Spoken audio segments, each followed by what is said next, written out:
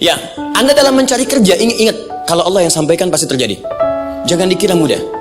Kata Allah akan ada persaingan, akan ada kadang-kadang singgungan, akan ada tantangan. Maka mulai petakan tantangan apa yang akan Anda lalui saat Anda mulai mencari nafkah itu.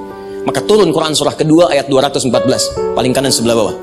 Am hasibtum an tadkhulul jannata. Hei, apa kamu mudah begitu saja mengira akan sukses dalam pekerjaanmu?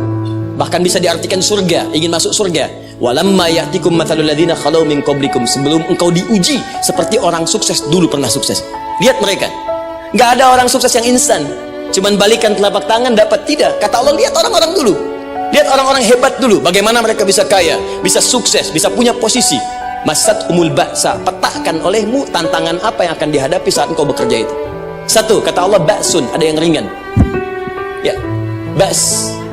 Ba'sa jama' dari kata ba'sun. Dua, dharra. Dia sudah menengah, jama' dari kata dhurrun. Tiga, zilzal. Ini yang paling tinggi puncaknya.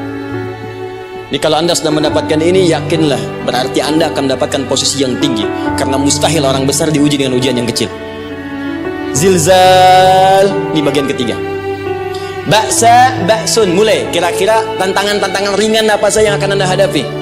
Ya, kalau saya contohkan misalnya dengan contoh yang lain singkat, Anda mau ke masjid, ingin konsisten, mulai hijrah, ingin dekat dengan Allah, tiba-tiba yang tadinya nggak mau ke masjid, mulai ke masjid, diuji dengan hujan. Hujan kecil, rintik-rintik, shower. Begitu hujan, orang Arab mengatakan kalau hujannya bisa lewat tanpa payung pun, orang Arab mengatakan la ba'sa. Orang kita sambungin, labas.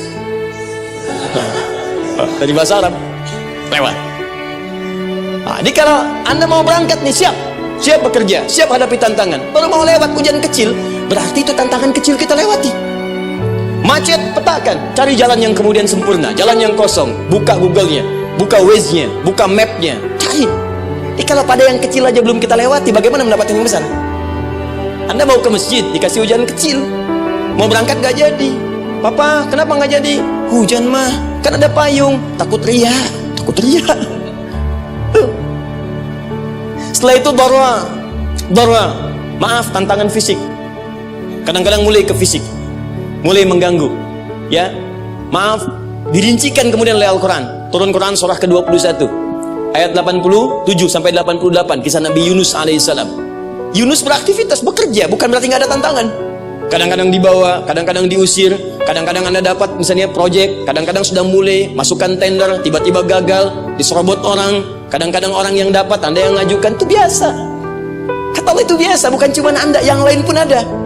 Bukankah Allah ajarkan kisah Sayyidah Hajar alaihissalam dengan Ismail?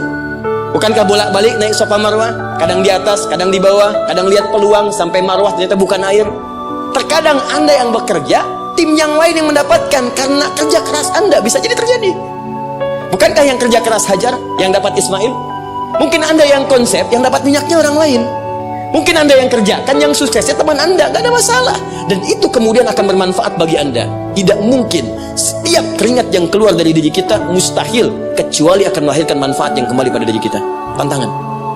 Tapi yang paling dahsyat, ini yang gak ditemukan di sebagian referensi yang kita baca. Ketika Allah menjelaskan semua tahapan-tahapan tantangan ini sampai ke puncaknya zilzal. Zilzal itu kalau bahasa sekarang gempa. Ada ujian yang menggoncang hati kita. Ketika Anda kerjakan, ya Allah, tantangannya dahsyat. Kenapa mesti saya, ya Allah? Kok nggak selesai-selesai, ya Allah? Itu wajar, teman-teman, itu biasa.